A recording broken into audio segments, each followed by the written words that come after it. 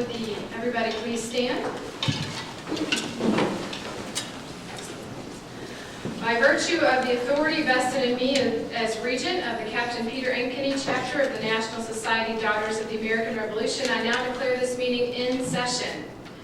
Daughters, we meet to further the objectives of our society, Daughters of the American Revolution, to honor the memory of our ancestors, to foster good citizenship, and to emphasize the privilege and duty of patriotism. We'll now have our opening prayer led by June Whitman, our chaplain. Let us pray. Our Father in heaven, we thank you for your abiding presence in the life of our country. We thank you for all those yesterdays of our human race whose lessons and fulfillments have become a heritage to all of us. Continue, we pray, your blessings upon our nation, that all who are a part of it may learn true nobility of manhood and womanhood. Grant us growth in understanding and increasing devotion to righteousness. Bless us, Lord, today as we meet. Guide our words, open our hearts to each other. Thank you for our bonds and our friendship and love. We ask in your precious name. Amen. Pledge of Allegiance.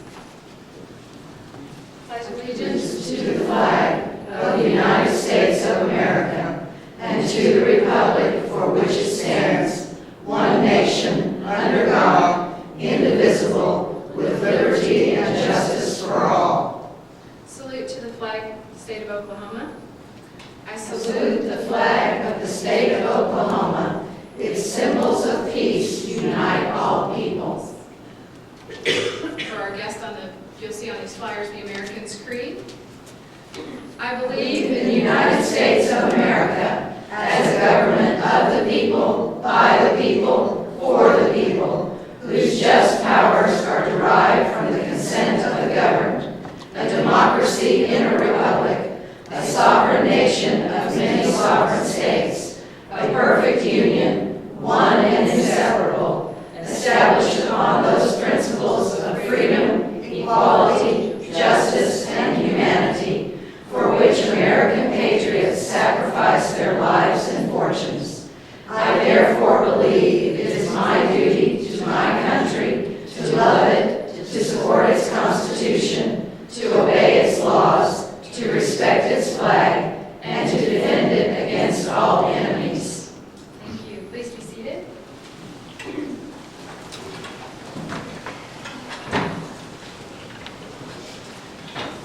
Deanna, before we set the introduction of our guest, please.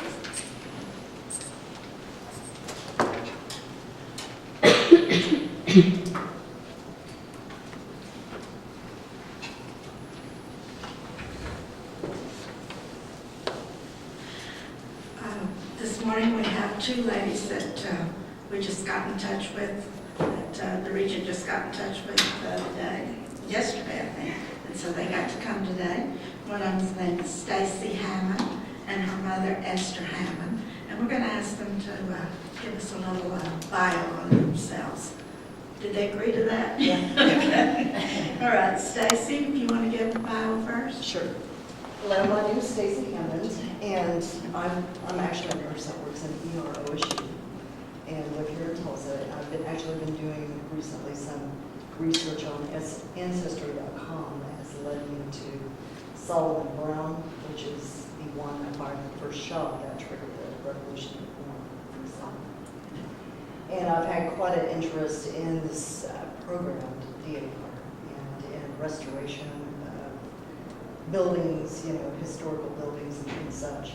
So I'm excited to possibly be a part of this program. And Esther, you want to give us a little bit on yourself? I'm Esther Hammond, and I'm a retired travel agent for 26 years. And I moved my mother down the street from us, so we have, between the two of us, we started doing our genealogy. So it's new and it's really fascinating and it's very addictive. I don't even come up for air. So it's been a lot of fun and it's been great finding out about our ancestors and so hopefully we can stay in touch and keep on with this. It'll be great. Well, it all worked out well. And we also have Jim Cameron with us, and his name is Stephen McGuire, and he's the brother, I believe, of Sarah's husband, and he's here with his wife, Danny, who's going to be inducted. She's one of our new members.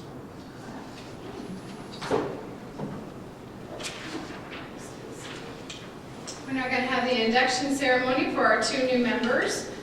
And she goes by Danny, I believe. Is that correct? Yeah. And it's Danielle Ann Powell McGuire and Jennifer Rose Powell. I'm sorry. Skytis. Thank you. Think of the sky. Yeah. Okay. Hold on, Jim.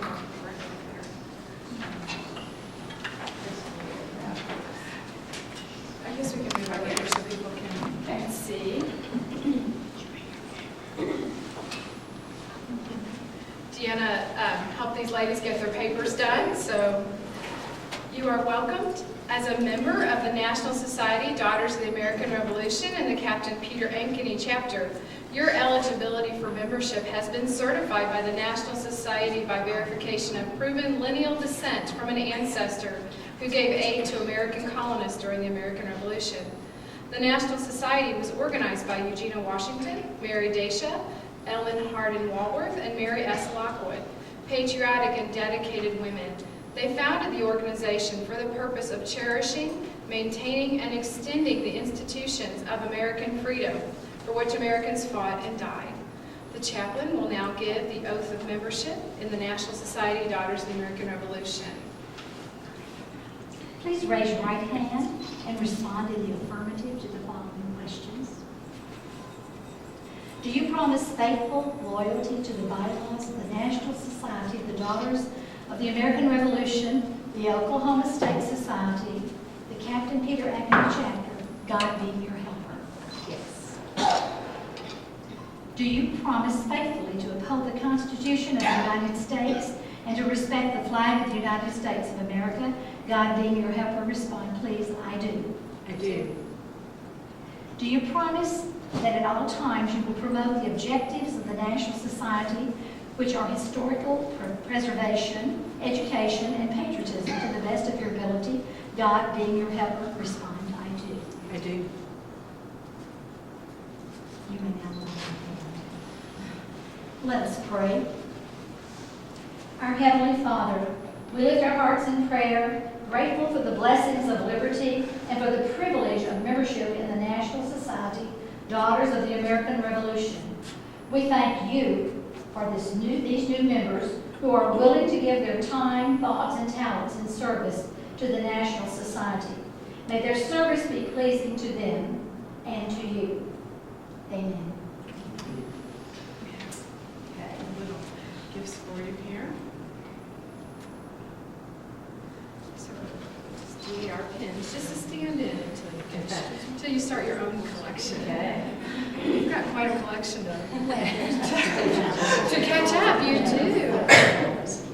We have certificates, and I know that you get a certificate from the National Society, but we have one from our chapter to welcome you both. Thank you so much. Thank you, ladies. Round of applause for everyone.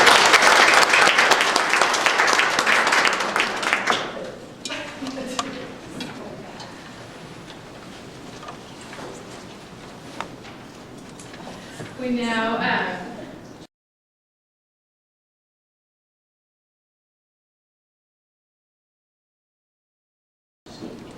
program will be, introduction will be done by Becky Bowles, our first Vice Regent.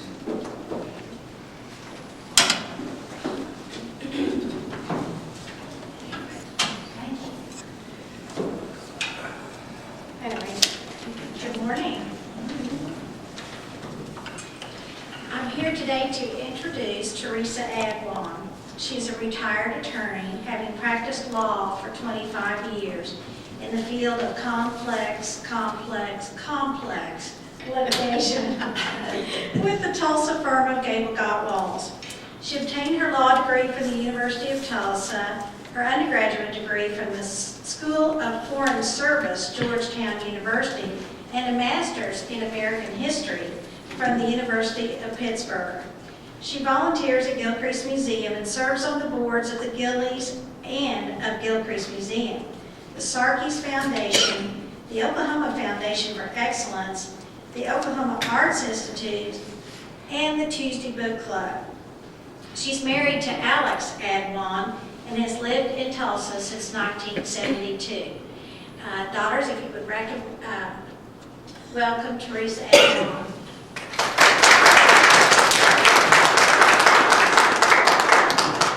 Thanks to all of you.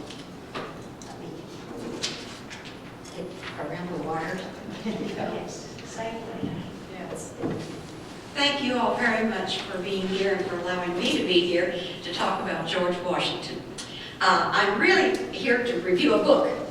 This is Ron Chernow's book, Washington Alive.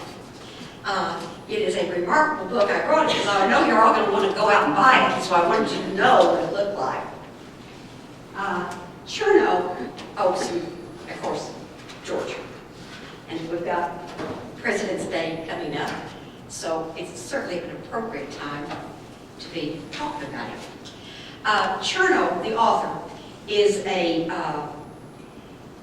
has a past, his background is journalism, principally financial journalism, a writer for the Wall Street Journal and other financial magazines.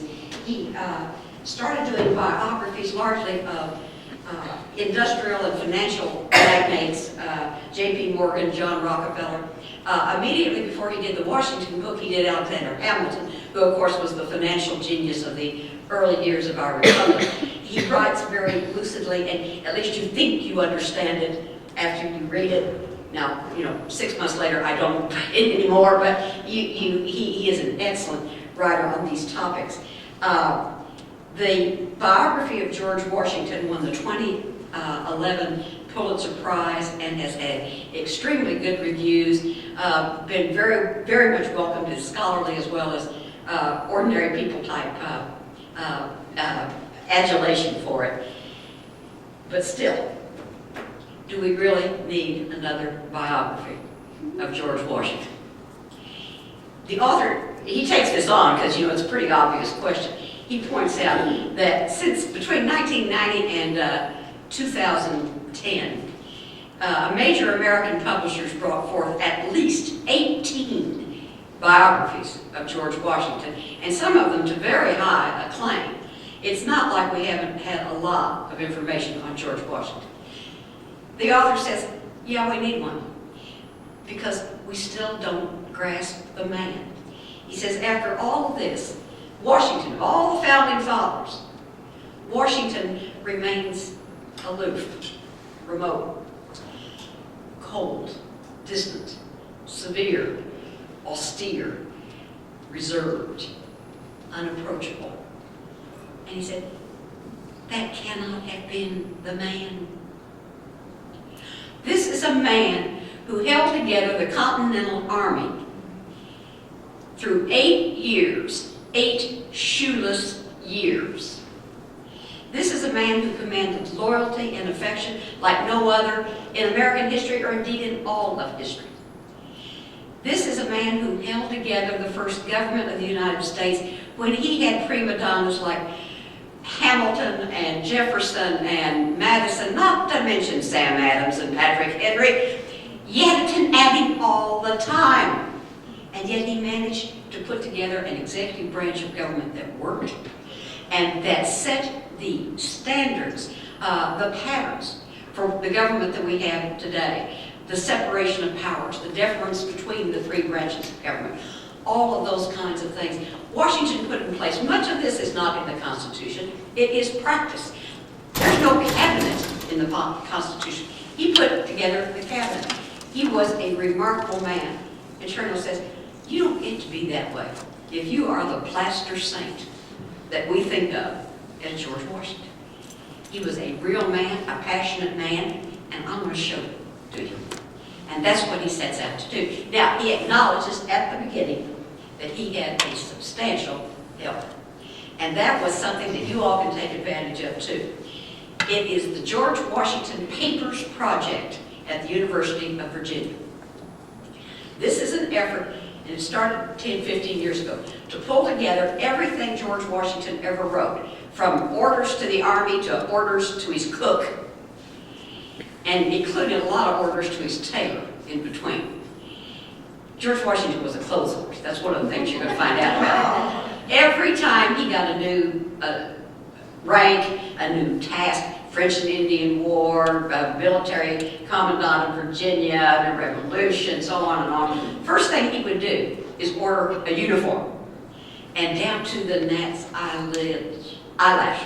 I mean, what kind of ruffles, what kind of brocade, how deep the seams, what would the waistcoat look like, how should it fall in the back, all of those sorts of things.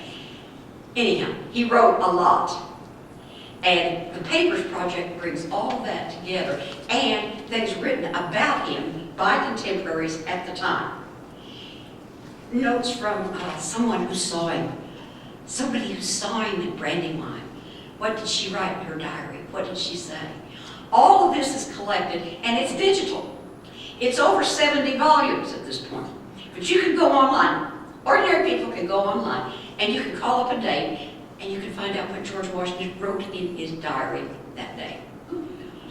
You can call up a subject, ruffles. Every time he mentioned ruffles, you got it. Pets. You know, I mean, it is an amazing thing. George Washington Papers, University of Virginia. Go online and see for yourself. It's an amazing resource, and it's what the author did. He used it and he came up with remarkable, well, a great thesis about Washington, about his passion, his charisma, his ability to command and work with people and to make other people work amongst themselves. And he put that together using this new resource, and that gave him access to a number of different anecdotes and things that do flesh out the man. Just to give you a flavor of the critical reaction to this book, Professor Gordon Wood is the acknowledged super intellect on the Founders era. And he wrote about this. This is the best, most comprehensive, and most balanced single-volume biography of Washington ever written. One comes away from the book feeling that Washington has finally become comprehensible. So you don't have to take my word for it. You can take somebody else's who really knows what he's talking about. What I want to do is share with you some of the information that is out of the book that does bring George Washington to life. And one is, for instance, how tall was he? We thought we knew. Richard Ellis, all the most recent biographers, David McCullough, he was 6'3", 6'4". No, he wasn't. He was 6 feet tall. At least that's what he always told his tailor. And he had a bunch of them.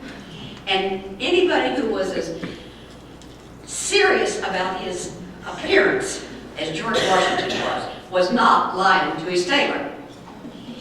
The measurements that people go by were taken by the man who measured him for his coffin. Laid out on a slab. That's not a way to take a measure.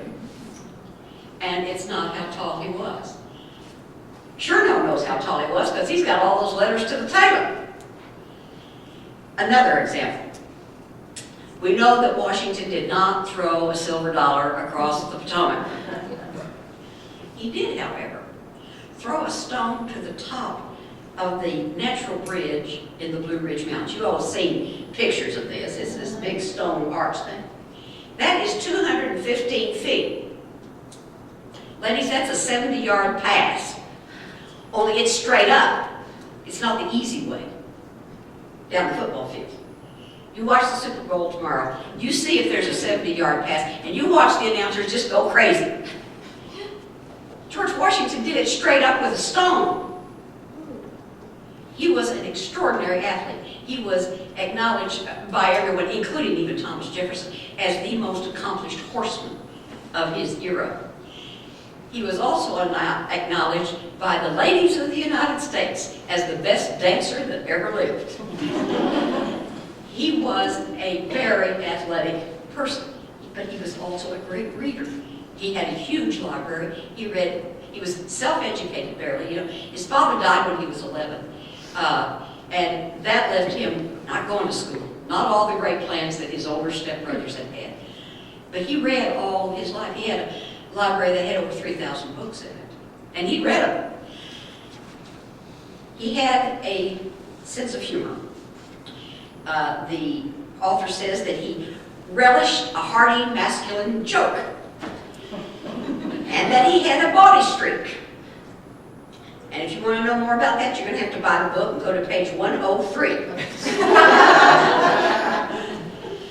Now, harsh realities came at Washington immediately when he took command of the Continental Army. That was in July 1775. Boston is under siege. The first order of business is to relieve the siege of Boston. This is because of the Tea Party.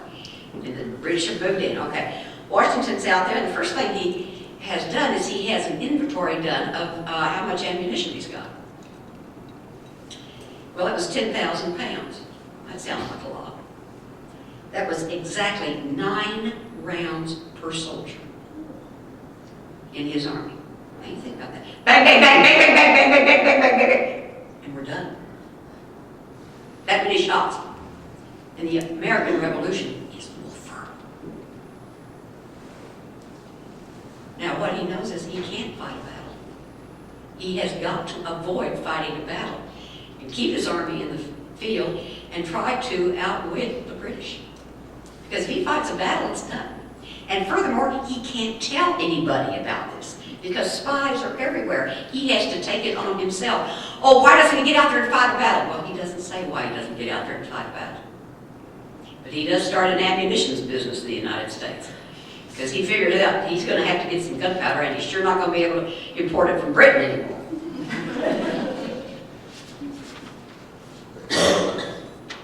In the first 18 months of the Revolution, now that's starting at Boston, at the siege of Boston, relieving the siege of Boston, trying to seize New York. Didn't make it, but he fought from the tip of Manhattan clear back upstate New York, defending all the way. Remember, he can't start anything.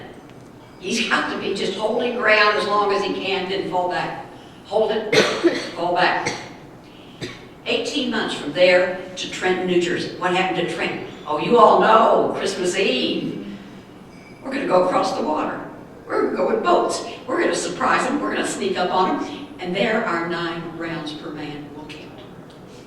All right, in that 19 months, George Washington wrote a lot of letters. He's commander of the army. You don't have telegraph. You don't have any of these magic things. Anybody want to guess how many letters in 18 months? Doing all this in the field. He wrote 947 letters. Now that's burning the midnight oil, folks.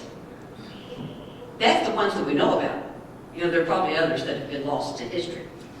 That's the kind of fellow we're dealing with. At first, he rejected the idea of African American troops in the Continental Army. But free blacks were already members of the New England militia. They showed up with them. They're part of the group. And so the militia said they were leaving if their black soldiers left. And so he let them stay. Well, pretty soon, he's recruiting black soldiers. Ultimately, he even sent Henry Lawrence to the South to recruit freed slaves and to offer freedom to slaves who would enlist in the Continental Army. Washington's army was the most integrated American military fighting force until Vietnam. At any given time, between 6 and 12% of his soldiers were African American. About Valley Forge. Valley Forge was every bit as awful as we all learned it was in elementary school. In December 1777, Washington had 4,000 soldiers without a single blanket among them. 3,000 of them literally did not have shoes. They survived some days on what they called fire cakes. That was flour and water heated on hot stones. And some days they literally did not have any food at all. One Frenchman was strolling through the camp, and he wrote that he had seen soldiers without capes or coats, huddled with only a thin blanket around their shoulders. He later found out that these were the lucky ones. These were the officers. There was typhus, there was typhoid fever, dysentery, malnutrition, scurvy, and amputations from frostbite. 2,000 American soldiers died in the winter of Valley Forge. Martha arrived in February. Her eldest and favorite sister had died at Mount Vernon in December. She was late getting to camp. She came in. The troops, oh, they loved it when Martha got there. Every year. Because, they liked her. But they also liked what she did for the general. Because she calmed him down. She cheered him up. He was happier when Martha got there. She also got the ladies organized. When Martha was in camp, you could still have gossip circles, but you better be knitting a sock for a soldier while you did it. You better be making a shirt. She was that kind of woman. Well, the troops all turned out, of course. They knew when her coach was coming, the word would spread. And they cheered her into camp. But when she got there, she wrote a cousin. She said, "The general is well, but much worn with fatigue and anxiety. I never knew him to be so anxious as now." This is the winter, 77, 78. What she didn't know, what he didn't know, was that far away in Paris, Ben Franklin had just pulled off the big score. He'd gotten that alliance with France. Recognition of the new government of the United States. And they promised to send the French fleet to the East Coast. Oh gosh, when Washington heard that, he knew he'd make it. He knew he'd make it. Because when the French fleet came, the British fleet would have to come. And there would at least be a draw. There'd be a great battle, and that would make it too expensive for the British to stay. They would have to leave. They'd have to get out. They'd have to forget about it. So, he caused, when he heard about this, a great day of celebration, a day of thanksgiving throughout the Continental Army. And I want to read this to you because it's interesting. This is the General Order of the Day, May 15, 1778, the Continental Army of the United States of America. It having pleased the Almighty Ruler of the universe propitiously to defend the cause of the United American States, and finally, by raising us up a powerful friend among the princes of earth, to establish our liberty and independence upon lasting foundations, it becomes us to set apart a day for gratefully acknowledging the divine goodness. The bells rang. The French were coming. 25,000 American lives were lost in the American Revolution. As a percent of the population, only the Civil War was more costly. Washington was always financially strapped. This is because he lived beyond his means. He had a lot of land that he bought in Ohio and Indiana. He was always having to sell some of it to make ends meet. He started the year 1786 with a paltry 87 pounds in the bank. I mean, that's all. In 1787, he had to borrow $500 to pay taxes, and he had to borrow again in 1789 to pay his way to his own inauguration. Now, part of his expenses at this time, remember, the war is over, and he did what nobody thought anybody would do. He went home, went back to his beloved Mount Vernon. No, I will not be king. No, I will not. I will not. Forget all that. Don't you people remember what we were fighting about? So, back to Mount Vernon. The problem was, everybody wanted to come see him. So people would show up. Well, Mount Vernon is out in the sticks, you know. There's no hotels, there's no pubs, there's nothing like that. And people just show up at the door. Well, you know, the Washingtons are nice folks. They invite people in, stay for dinner, yes, spend the night. We'll take care of your horses. This begins to add up. It got so bad, one of the anecdotes Journal says, is that Washington went out and moved the signage around so that people couldn't find the house so easily. He wrote in his diary that there was only one time in the years between 1783 and 1787, only one time that he and Martha dined alone together. They also devoted a lot of money to charity, mostly anonymously. They gave to all kinds of different churches, different good works. They also educated a lot of children, including, of course, Martha had 2 children who survived infancy.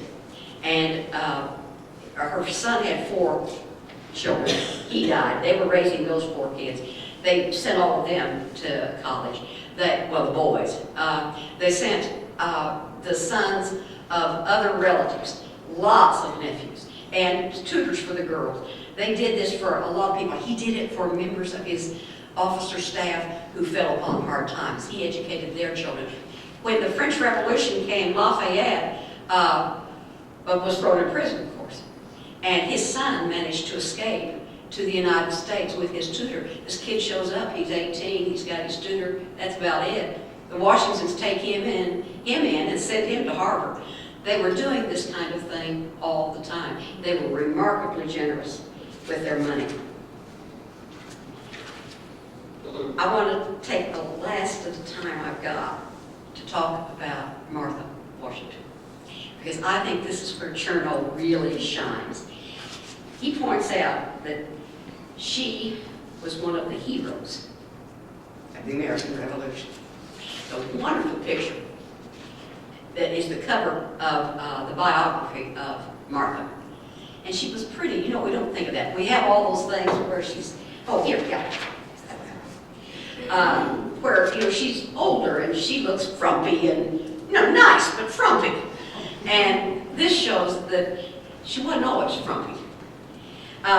She was widowed in July of 1757. Her husband, Daniel Parker Custis, was a very wealthy man, had a number of plantations, and he was older than she, but his death was unexpected, and left her with 2 children. And she was the most eligible single woman in the United States, well, in the colonies at that time. Washington heard about that. And he wasn't married, and he was living alone at Mount Vernon, and he had ambitions and aspirations. And I'm sure he was, well, we know, he was highly chased by the young ladies of Virginia. One of her plantations was near Williamsburg, where the House of Burgesses met. Interestingly, it was called the White House. The Washingtons never lived in the White House because it wasn't completed until the Adams administration. But they met at the White House. Washington wrote and asked if he might call. She wrote and said he might. So the next time he went to the House of Burgesses in the spring of 1758, he called.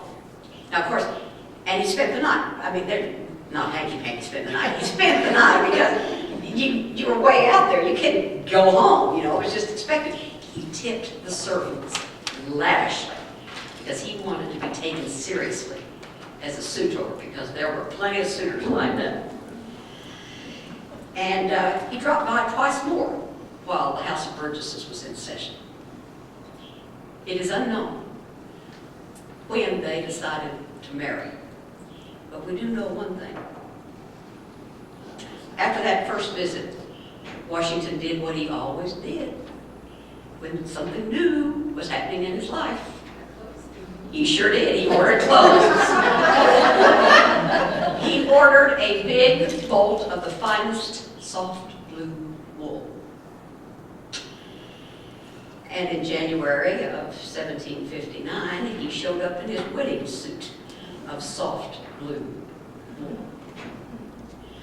And Martha, she went shopping too pretty early on and had a gold brocade dress made with sequins on it and capped this off with a pair of sequin-covered high heels that were deep purple. And that's what she showed up in on 12th night, January 6, 1759. Martha brought wealth that catapulted George into the top rungs of Virginia society. The author says he brought a small kingdom under his control. Thousands of acres around Williamsburg, 300 slaves, a very wealthy man, very wealthy couple. Contemporaries saw Martha and George Washington as perfectly suited to each other. She was pretty, she was sweet, she was lively, she was fun, she adored him, and she was the only person to ever be able to tease him, and she teased him unmercifully. She called him her old man because he could be so stuffy sometimes. She had been raised as the eldest of 8 children on a small plantation, and she knew how to run one. She knew how to make cloth. She knew how to save food. She knew how to organize work. She was the perfect helpmate. Conventional thinking about George and Martha is that they were a nice couple, but not exactly passionate. The author says, and provides some evidence to the contrary, at page 97, but you're going to have to buy a book. When Washington was made commander of the Continental Army, this is in the summer of 75, he could not bring himself to tell her. You know, he's in Philadelphia. She's in Mount Vernon. He realized he's going to have to write her because the newspapers are going to be, So he writes. He says, I shall feel no pain from the toil or the danger of the campaign. My unhappiness will flow from the uneasiness I know you will feel at being left alone. So she was left alone at Mount Vernon. That was the custom in those times. Well, you didn't fight wars in the winter. And particularly officers went home in the winter. Comes the winter of 1775, and Washington knows he cannot go home. He has got to stay in the field to keep his army, his shoeless army, together. If he goes home, they'll go home. So he writes and he tells her they can't. And he just leaves it up to her whether to come to see him in Cambridge. And it's a horrible journey. I mean, it's cold, it's wet. There isn't so much as a Motel 6. There's not a clean restroom between Mount Vernon and Boston. She came. She came every single winter. Chernow says that we have minimized her service and devotion. He says a Mount Vernon curator has calculated that of the 103 months of the war, Martha was in the field with George 52 to 54 months. That's 4 years, ladies. That's 4 years in an army camp. That's Martha Washington. Her daily creed was, I am still determined to be cheerful and to be happy in whatsoever situation I may be, for I believe the greater part of our happiness, or our misery, depends upon our dispositions and not upon our circumstances. And that's what she got up every morning, decided to do. All who observed them, and these are army camps, people, this is not a very private situation, were struck by their affection for each other. General Greene wrote his wife, Mrs. Washington is excessive fond of the general, and he of her. The next year, Lafayette met Martha for the first time, and he wrote his wife that she was a modest and respectable person who loves her husband madly. At Valley Forge, an admiring Frenchman said she reminded him of the fabled Roman matrons, and she well deserved to be the companion and friend of the greatest man of the age. She was brokenhearted at George's death. She never again entered their bedroom or his study. She moved up to the attic at Mount Vernon. Now, it was nice up there. She had gold brocade wallpaper and things like that, but she never again visited either of those rooms. She daily visited his gravesite there at Mount Vernon. You probably know this, but they wrote each other a lot through the years, and each saved the other's letters, tied them up in ribbons.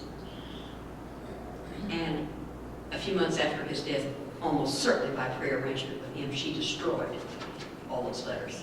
And I know, you shake your head, but think about it a minute. I agree with her. Think about it. Nobody has any business reading those letters.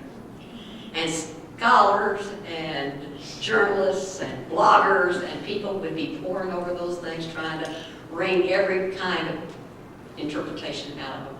I think she did the right thing. 2 of her letters survived. One begins, "My dearest," and the other begins, "My love." One of his survives, and it's addressed, "My dearest." It's this kind of detail, this kind of anecdote that makes this such a wonderful book, and I hope that you'll get a chance to read it, and I'd be glad to take any questions that immediately come to mind. Saturated. Thank you all so much. I wish I could stay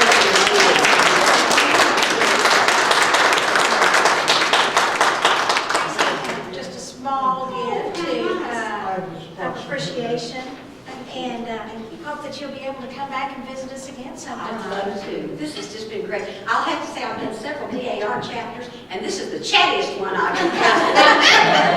I've got to go to Gilcrease. I'm due on the desk there. So thank you all very much for letting me be here.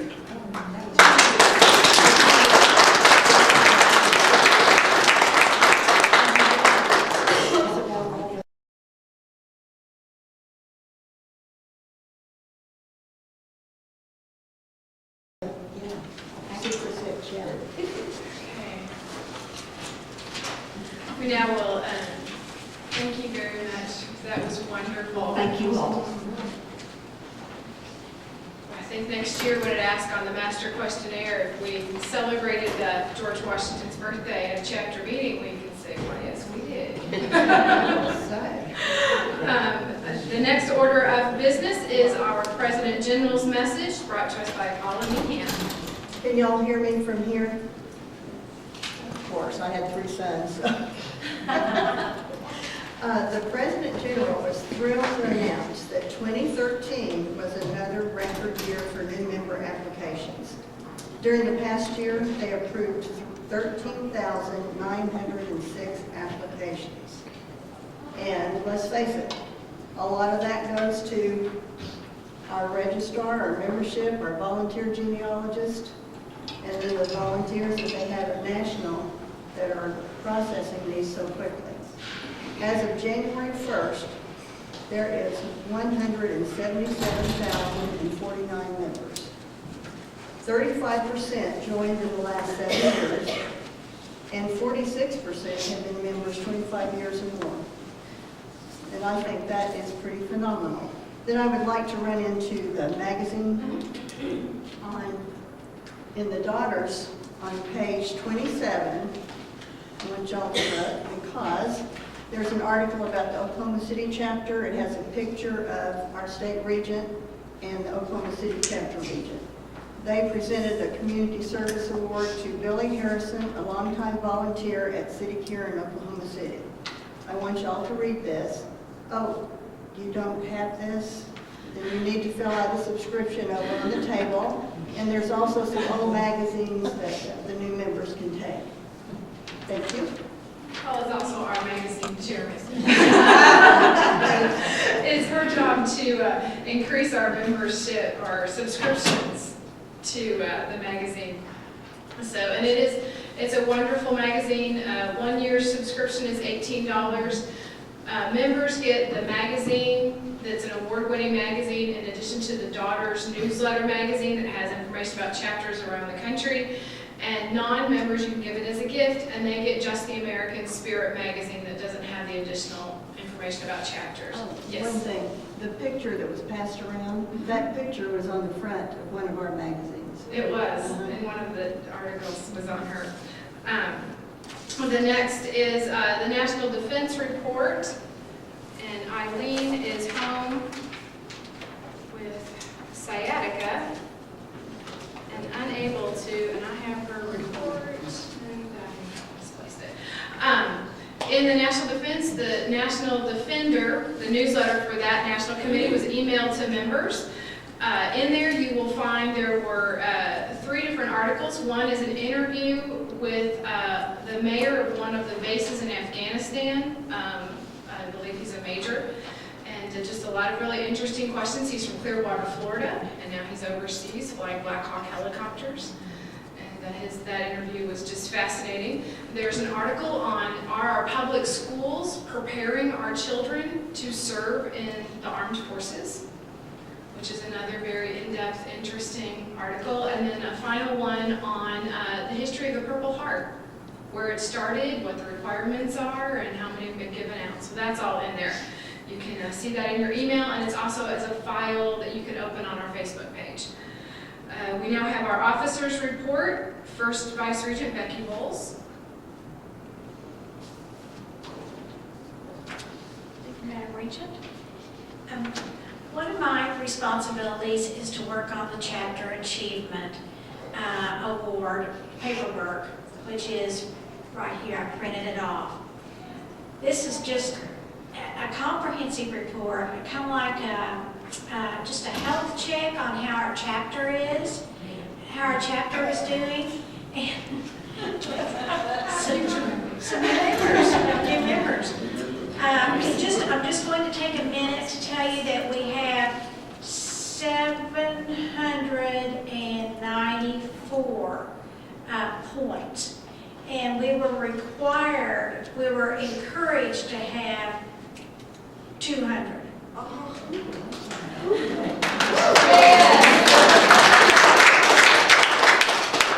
Does that blow you away or what?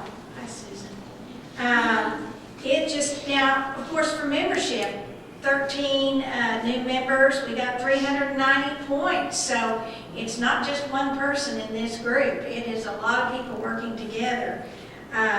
Chapter contributions, our great treasurer sent off money to the national office for the required donations. The magazine, we contributed some money to the advertisement in the magazine, and that's we got points for that. Some members here contributed money to the clubs, the Heritage Club, the Founders Club, and the Annual Giving Circle. We will be talking more about this later, but even if you give your little $25 or $10 every time you get a goodie in the mail, that counts as one of those groups. Also, we're going to work this coming year on concentrating a little bit more on the other projects that we can donate to, which are the national projects, DAR, Project Patriot. It's only $100. And sometimes that's a lot, but if you put $10 in an envelope for 10 months, then you got your $100 and you can donate it. Say you got some found money that you weren't expecting. Donate to the Friends of the American History, the Friends of Genealogy, and the list is long. All this is all the places that we can donate to. We also have 6 members who have donated to the President General's Project. National Defense, we've talked about that in our meetings, and just like Lori did, 20 points. Chapter service and activities. I mean to tell you, we have been busy. You can see all the little X's here in our report that was finished yesterday. Kids' box tops and the labels that we've been saving and sending to the schools. Our schools chairman is not here today, but we have done a great job at that. But 794 points, I mean, that is, we're thinking, oh my gosh, the new members really pushes us over the top, and then everything else that we've done has just even confirmed that we've just got a terrific chapter. So thank you very much. Sure. I don't have the latest one with the 4 extra points on there, so. That must have happened sometime. Before we fix some stuff. Looking last night at 10 o'clock. Next, Recording Secretary Paula Meehan. You all were emailed the minutes, and they were also placed on the tables from last month. Are there any additions or corrections? Can we read Minutes them? are approved and ready to be filed, Thank you. because we all look at those later.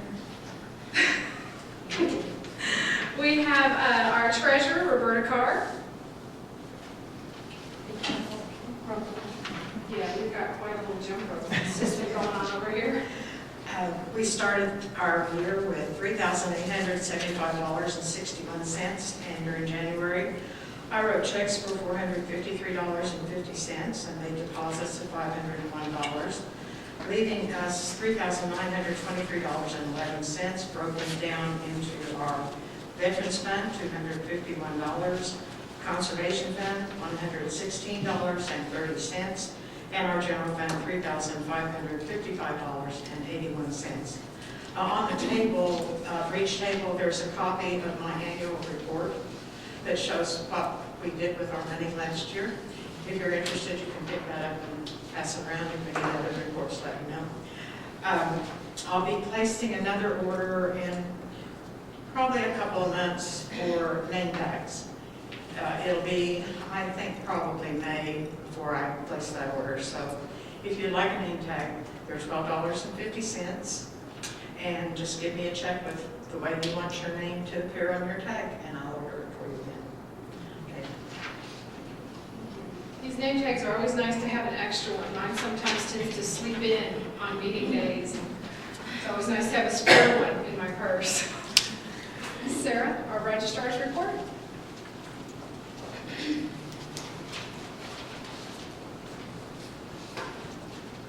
And Regent. Last month, our membership was 103. Susan Spees transferred to Leo Lake chapter, so that brings our membership to 102. And I'm sending off applications Monday for Catherine Bondurant and Sharon Cairns. And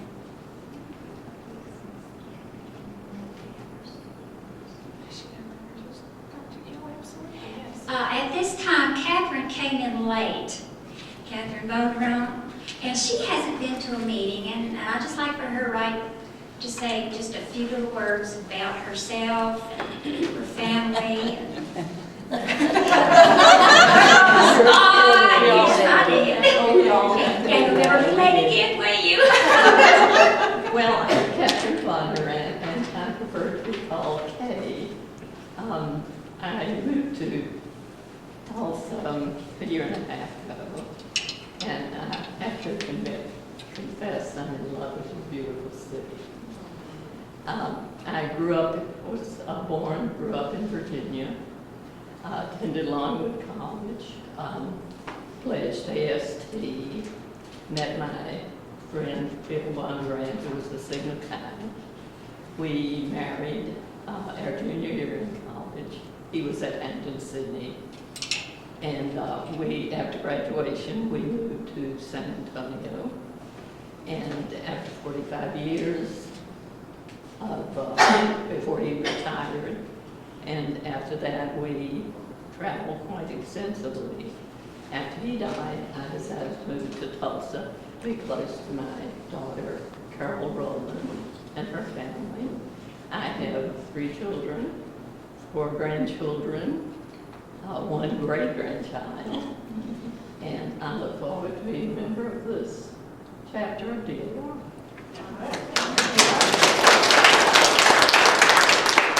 We'll move on to our committee reports, membership. Deanna? For the approval of the application that National will have another month. Totally back later. Oh. Conservation, Becky? Did you have a report? Numbers? Thank you, Regent. You know me and my props. Well, you'll have to wait a little while. But I wanted to let you know, one thing that you can do when the weather turns bad, and we have some potential for weather turning bad, is you can carpool.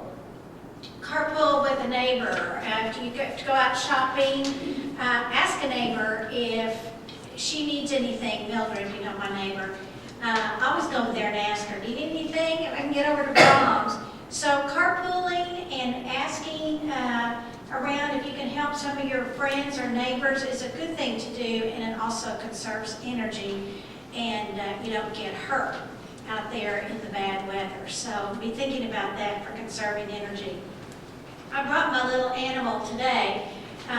One of the things that I do in my private life is I take care of people with dementia, and some of them, well, a couple of them have passed away, and so one of the things I end up doing is cleaning out their garages. I've spent so much time in the garage lately, you just don't even want to know.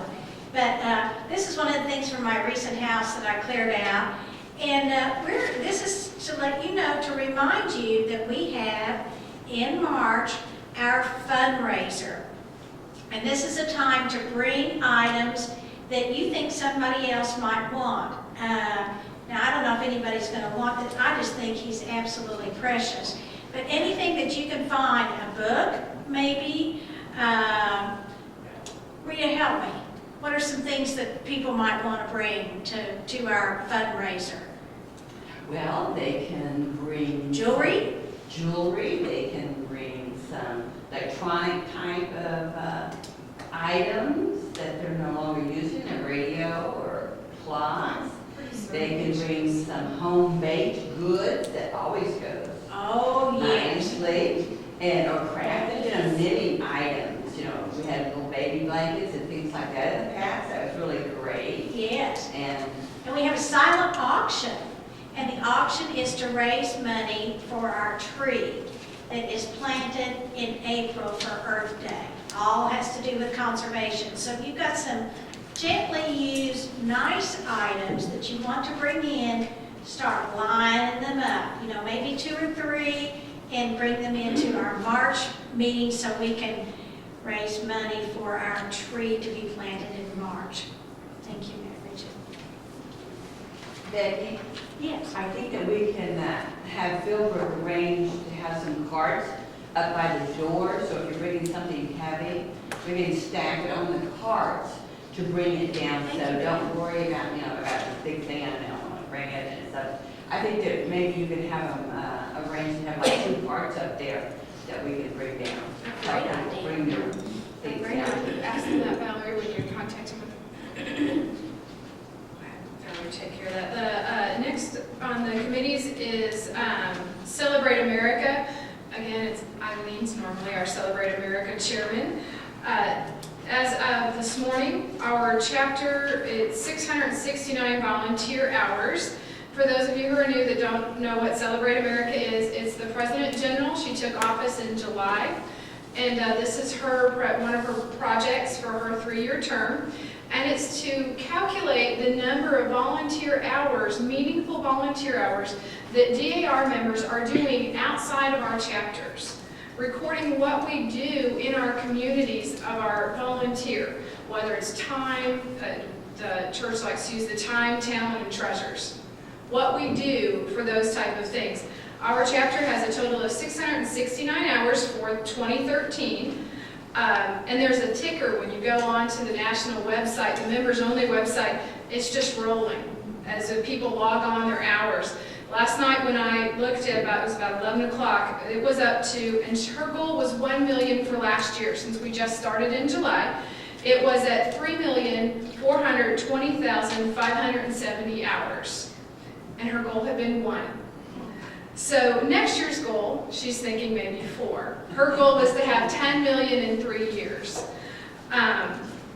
We also have, Eileen's not here. I know some people don't have time to go onto the website and log in their hours every time.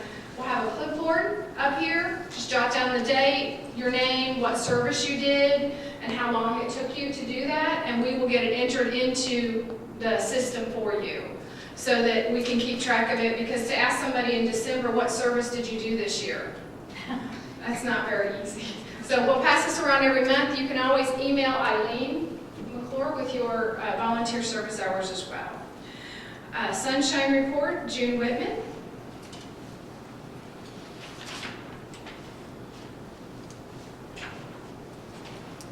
I'm going to stand here and just speak loudly. We have, thank goodness, we have a lot of wellness in the past month. Not that many cards have been sent out. And then I walk in the door and I find out 2 people have really been sick. So the problem is, I don't know how to know that someone's ill unless you call us someone called Lori, so that worked out great. So if you call her, she'll tell us. But today there wasn't time, so we just walked in the door. But cards were sent, there was a card sent to Eileen. I did call Eileen, and then we will send another card out to her. Eileen is sciatica, is her problem? That's bad. She just didn't think she should drive with all of her pain medication. Yeah, well, I know all about that. And then Michelle A. Neal had foot surgery. I was not aware of that. And so I will be calling her when I leave today to check on her. And she's not doing really well, and her husband is also having some health issues. So we just need to keep each other in prayer. And also Susan Spees, I always say Spies, and that's wrong. Spees has transferred, but we need to keep her in our prayers because she's been having a lot of issues with her hearing and was to have ear surgery. So, you know, you may go to transfer to another chapter or whatever. We still care about you. We're still part of DAR. So please remember that and keep those people in mind. I would remind you that there are many ways that we can contribute, like to the projects that are for the wounded warriors. A friend of mine in church handed me a book and said, "Here's a new book I've written." She said, "I wondered if she's trying to get me to do one on Southwest arts and crafts and music and stuff like that. And I'm not ready to write a book about this. I just like to go buy it, you know." But anyhow, so I looked at the book and I said, "Oh, this is great." And of course, I bought the book at that moment. But I looked on the back of the book and it said 25% of the sales of this book go to the Wounded Warrior Project. And I thought, how great that people in the secular world are just reaching out to this from all directions. And that is really, really wonderful. And again today, I went by my favorite donut shop. And that is at 91st in Sheridan. And I picked up 2 more huge sacks of clothing for the homeless and for the homeless veterans as well as for the shelter. So this is the 3rd month that I have all these clothes. And all I did was go in and say, "Do you think you could put a box up and just let us collect some wonderful clothing?" And we got coats that are brand new, some socks, unbelievable stuff. I hugged the man. He is just so great. So please buy your donuts at Polly's Donuts. It's right next to the tag shop. So you can get your car tag and go have donuts.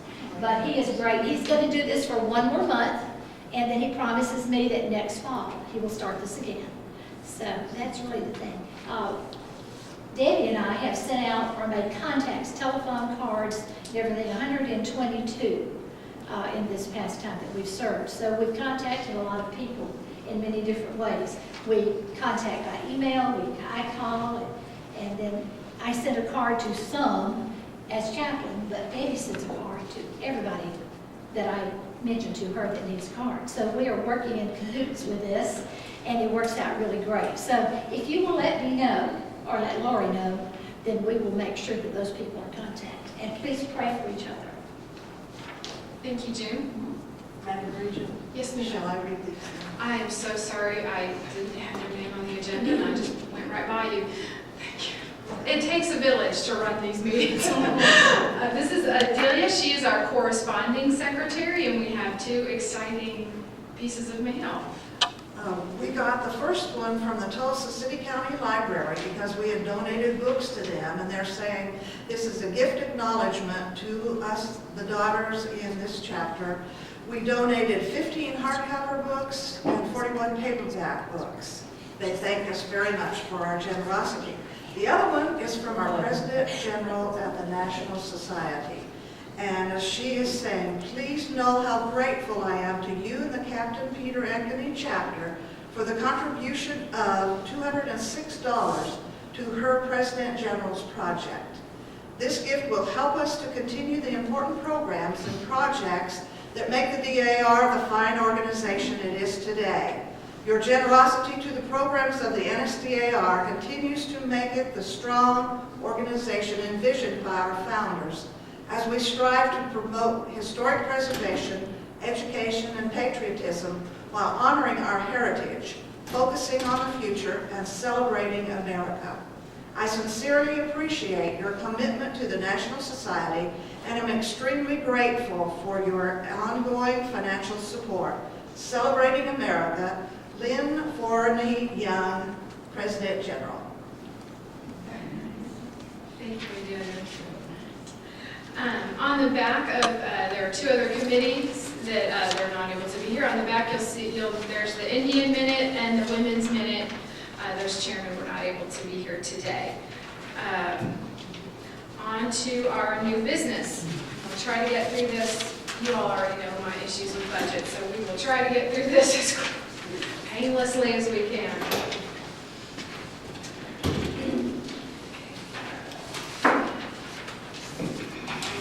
Three sheets of paper.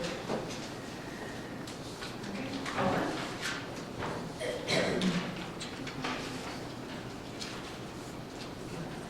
So you all have the copies of the budget, the proposed budget. And we reviewed this at the executive board meeting on January 29th, and we approved the annual chapter budget. So the question is on, I want to go over the budget I sent out the explanation. Does anybody looking over this, does anybody have any questions on this budget? I know that there's a lot. I tried to put new next to the new committees. We're growing so quickly that we have plenty of people to handle at least one project in each of these new committees. So that's why we decided to want to incorporate those. And with the budget, you also have an explanation of what those committees are. I think probably the one that would jump out at people the most and they'd go, what? Is the Chapter Regions Project is a new item for our chapter. And this is along the same lines as our State Region Project, President General's Project. And my idea for Chapter Regions Project is twofold. The first year, it will be small table-sized flags, and the Oklahoma flag and the American, it'll be the DAR flag and the American flag for each of our meeting tables.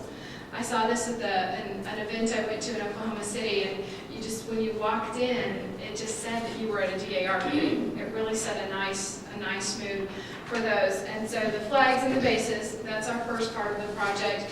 The second part will be undertaken next year. We'll be working with Philbrook, and hopefully they will accept our donation of a large, notice there's no flag. This has been missing. It's bothered a lot of members of our chapter that we have a meeting with a place that doesn't have an American flag. So we will be having an American flag flown over the state capitol on a day. We'll have a little contest and see what day everybody thinks is a good day. Maybe the DAR Founders Day, so one of those days. And we'll donate that flag and the stand and the base to Philbrook Museum for their meeting room. That's underneath the Chapter Regions Project. The Chapter Development Fund is a new fund, and it is designed. The push for the last few years has been members. We needed to get active members. We needed to kind of regenerate ourselves, and we've done that. So now the question is, well, what do we do with everybody? What's everybody doing? So the Chapter Development Fund is a fund that is being set aside for our chapter development, not our projects outside, specifically for us. Is there somebody who maybe has an interest in when they did their papers, they were very interested and fascinated by the work that Deanna and Sarah did on the applications. It's intimidating. I have to tell you, I did not do my own research, and I'm still intimidated. I slid in under my grandmother and my cousin. And that is still very intimidating. Well, there are courses you can take for the DAR. This fund would help with that, as long as you guarantee to give us a 2-year commitment to be an assistant to the registrar. So there's some rules to it. It's not just a free-for-all money thing. Maybe somebody's interested in taking a course in bookkeeping or something, and they would like some help with, we could find a course in that. There's seminars. If somebody would like to become a committee chairman, this fund could be used to pay new committee chairmen's registration fees to go to state conference. Our next state regent will be from the Tulsa area. And so the next workshop in August will be here in Tulsa.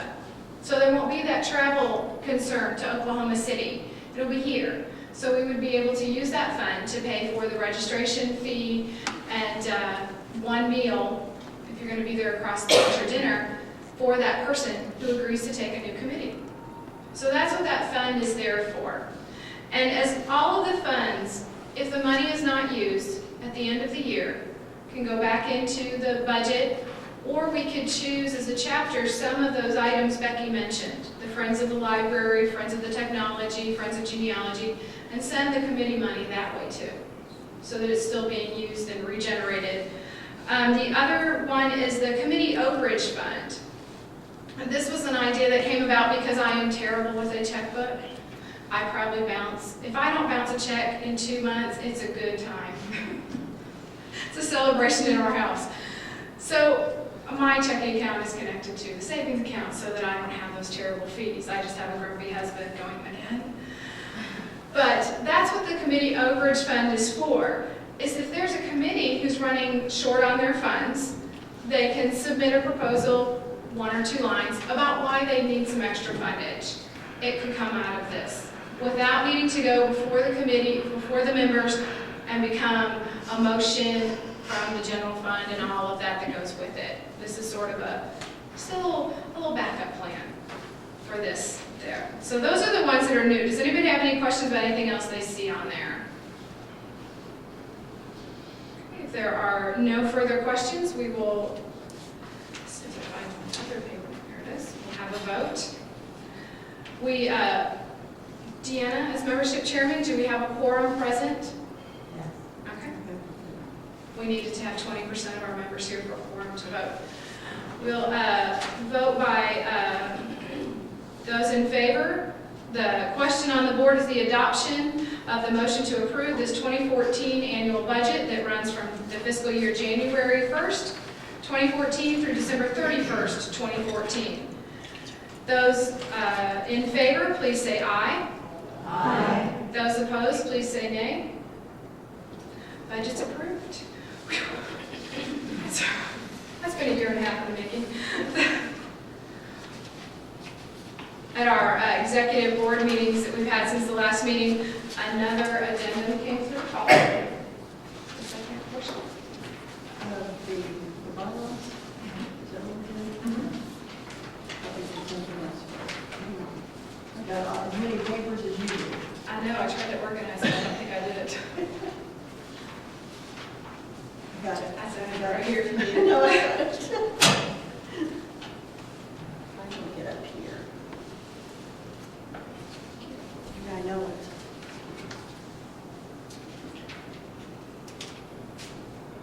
At the January 29th executive board meeting, we reviewed and approved bylaw additions.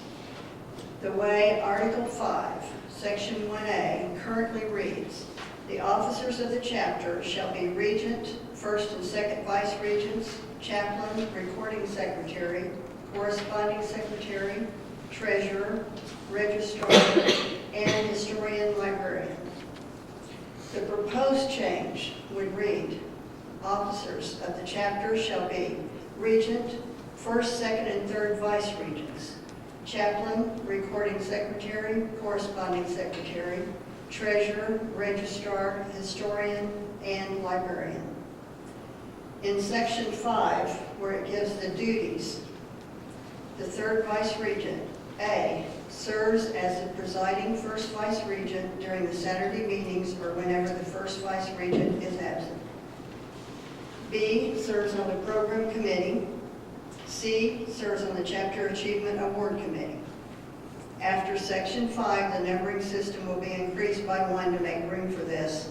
Therefore, there will be 12 sections under Article 6. The reason for this addition: it enables the chapter to include more members on the executive board. That will add 2 more. Gives the Saturday chapter members an opportunity to serve their chapter. Relieves the first vice regent's responsibility. The executive board recommends the adoption of this edition, so I therefore move that we, okay. So think about this bylaw change because it will be presented at the March meeting for vote, correct? Yes. Okay. Okay. Is there any discussion or question? So we will present the motion again at the March meeting, because according to our bylaws, it has to have a 30-day waiting period. So we'll address it again under that business. And our final order of new business is the nominating committee. I want to thank the 3 ladies that served on the nominating committee. Rita Sherwinski is the chairman, Sarah McGuire, and June Whitman. Rita, as chairman, would you like to come up and give the chapter your report?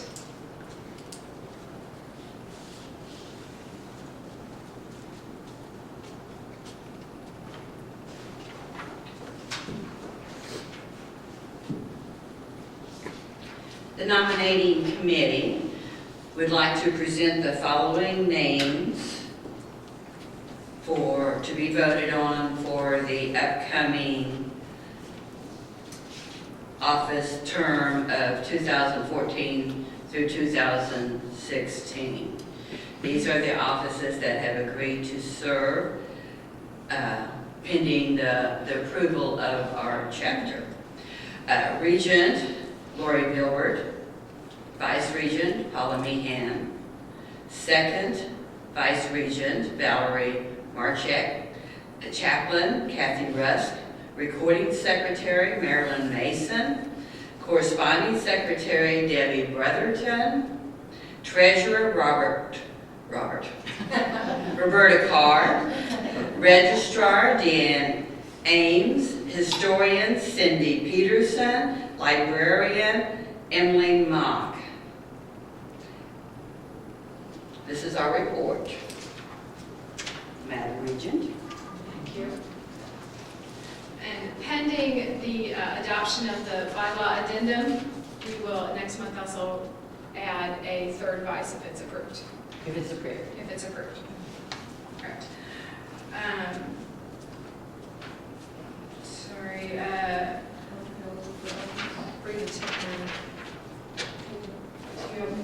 Yes, Paula will read the eligibility of office. Per our bylaws, Section 3, eligibility. To be eligible for office, a member shall have belonged to the chapter for 1 continuous year preceding her election to office. Election of officers shall take place at the annual meeting. Election shall be by ballot, and a majority vote shall elect. If there is only 1 nominee for any office, the election for that office may be by voice. All officers shall hold offices for 2 years or until their successors are installed.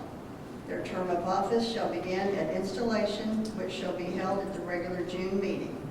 No member shall hold more than 1 office at any one time or serve as chapter regent for more than 2 consecutive terms.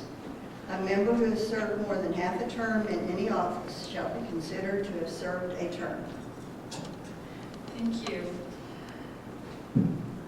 Let's see. I've been nominated for the office of regent. Are there any further nominations for this office from the floor? These nominations are closed. Paula Meehan has been nominated for vice regent. Any further nominations? The office is closed.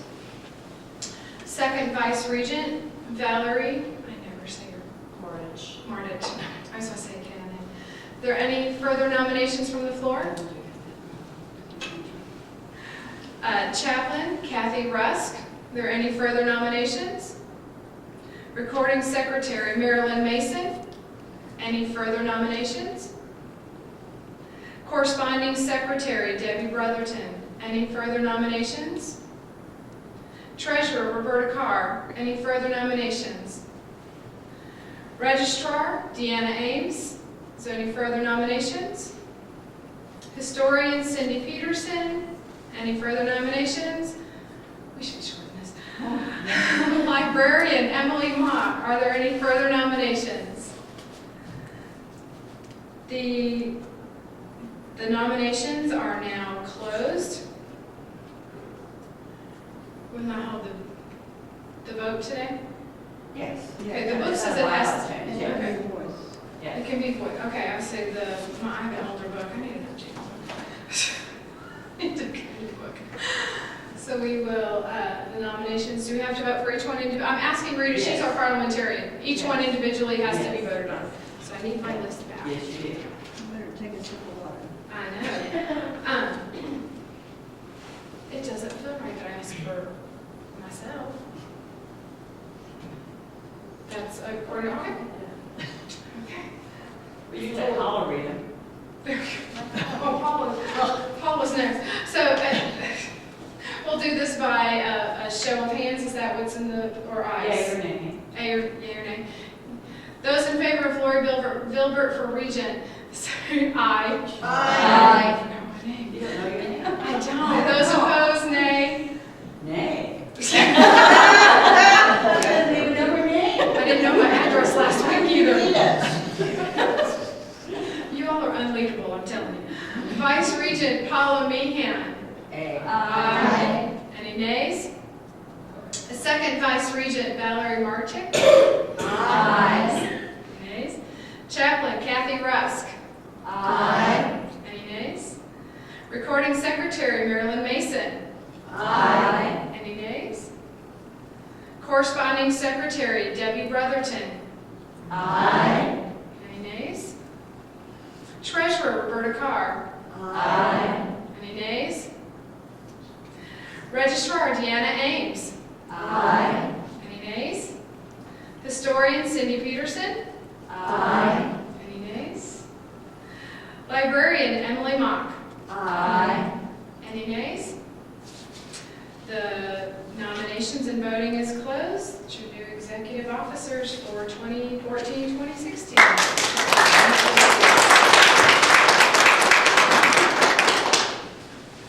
Thank you very much. And officers, the new officers will be installed at our June meeting.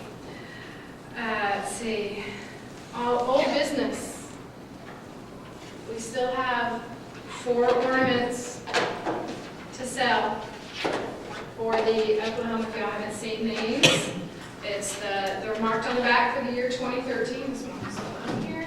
It's a peace lily designed for our state regent. She felt that we needed to have a time of peace right now in our state. So these are available. They're $20. As soon as we sell those 4, we'll have that in our obligation.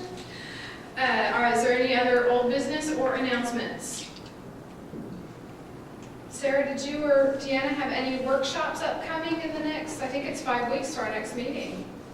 We were going to have one February 18th, but we're thinking of canceling that because we're thinking the weather's not going to be cooperative. So It's a little the questionable. next one will be in March. And When the tornado season kicks yeah, we're in. thinking weather here in the next week. So check your email for those.